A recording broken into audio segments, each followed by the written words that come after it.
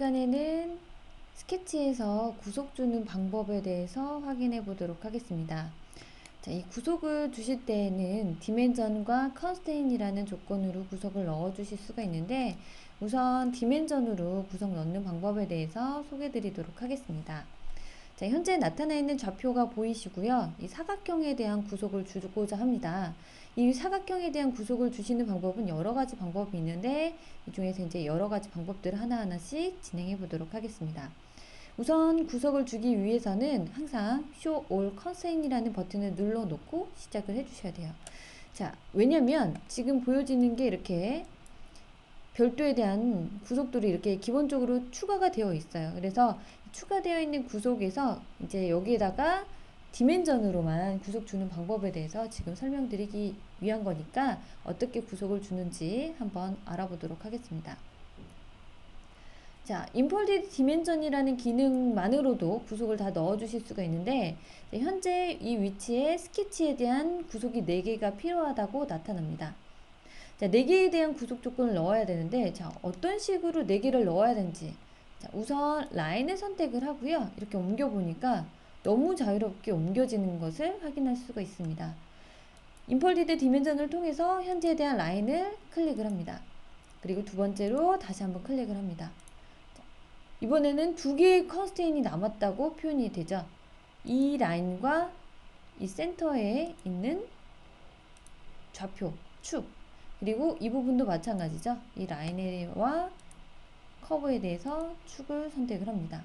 자, 그러면 방금 전에 컬러하고 이 지금 라인에 대한 컬러가 바뀌면서 위쪽 큐 사인에 보시면은 풀리 컨스트레인티드라고 뜹니다. 그래서 전체적인 구속이 다 들어간 것을 볼 수가 있는데, 이만큼에 대한 구속이 들어가야지만 완전 구속이 되는 상황을 확인하실 수가 있어요. 그래서 여기에서 이제 각각 위치에 대해서 이제 값을 넣어주는데, 전체가 100이다 라고 해서 넣어주시고, 이 부분도 100이라는 치수를 넣어줍니다. 이 부분은 50이라고 넣어주고요. 다시 이 부분은 50이라고 넣어주고, 이쪽도 마찬가지 50이라는 값을 입력해 줍니다. 현재 각각에 대한 값들을 이렇게 넣어주시게 되면은 되고요. 이 부분에 대한 값을 150이라고 바꿔보도록 하죠. 그러면 한쪽으로만 이렇게 치우쳐지는 것을 확인하실 수가 있어요. 그래서 각각 이 위치가 항상 중앙에 정렬을 시켜주고자 한다라고 했을 때는 여러분들 어떻게 해주시냐면, 해당되는 값에는 다 이름들이 있어요. 이름이 있기 때문에 그 이름의 앞에 적혀있는 이 값을 이렇게 정리를 합니다.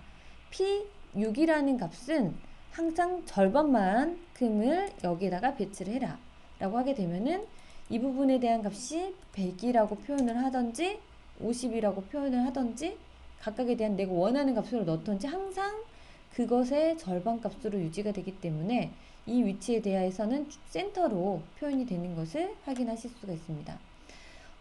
여기도 마찬가지 항상 정사각형으로 표현하고 싶다라고 했을 때는 내가 200이라고 P6이라는 값이 200이라고 변경했을 때 여기도 같이 바뀌어야 되겠죠.